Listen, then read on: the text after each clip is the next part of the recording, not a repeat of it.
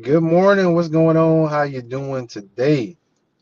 Hey, look, as usual, got another book for y'all.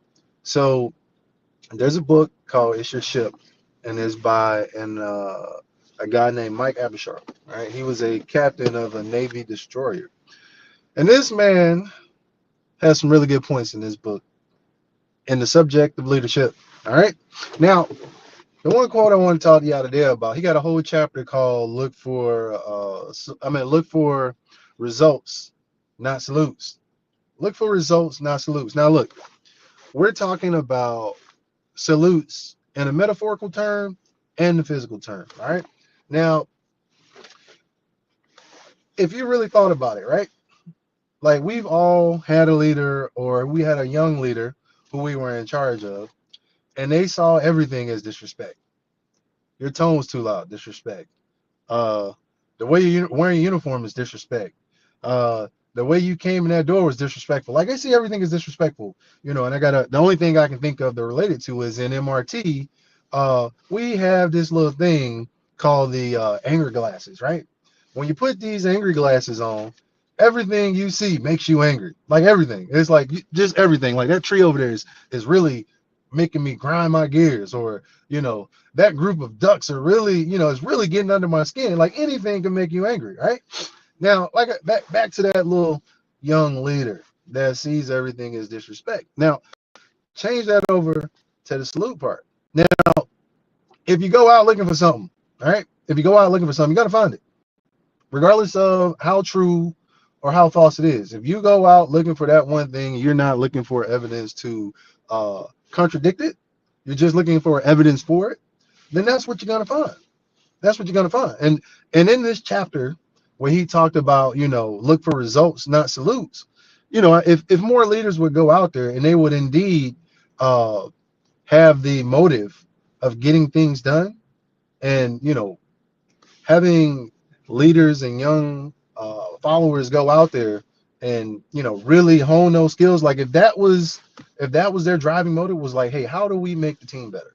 How do we train people to be more effective, yet make them feel like they're part of a family? If that was the thought process, instead of that was disrespectful, or where's my salute, or where's this or that. And look, I'm not. Don't come at me today. I'm not out here trying to, uh, you know, I'm not out here trying to get votes for going against customs and courtesies. That's not what I'm saying. What I'm saying is that we got to look at people. We got to look at people. And I'm gonna say this a million more times. You know who the people who are committed people? The people who feel appreciated. All right.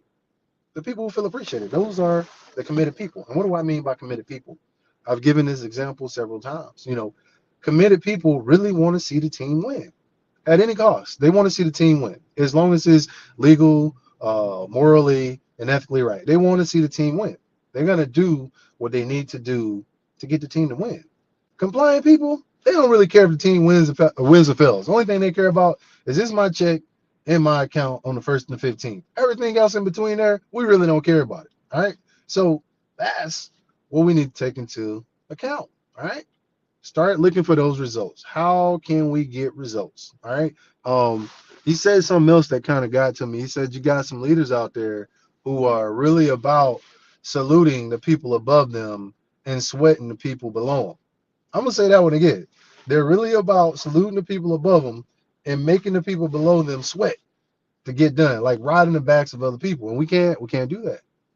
We can't do that. I had a commander. I talk about him a lot. He's a retired lieutenant colonel now. His name is Kendall Robinson.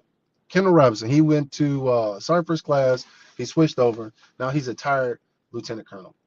And I remember when I was a young staff sergeant, he used to always say, "Why is it that we expect more from the people who get paid a tenth of what we get paid?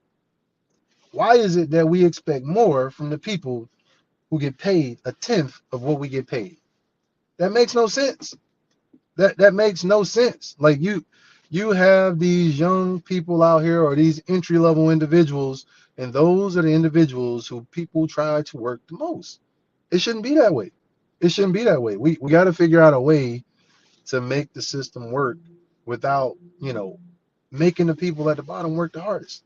And they're not even at the bottom. Like, I think the term is horizontal leadership.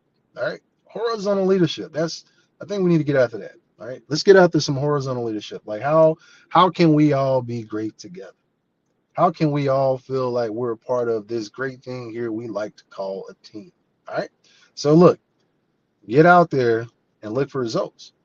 Don't look for them salutes. All right. Now look, a person can salute you or they can stand at parade rest for you and absolutely have no respect for you. None. None at all. They are doing these things because that is what's expected of them. Now, just because someone does what is expected of them, that isn't respect. Maybe in a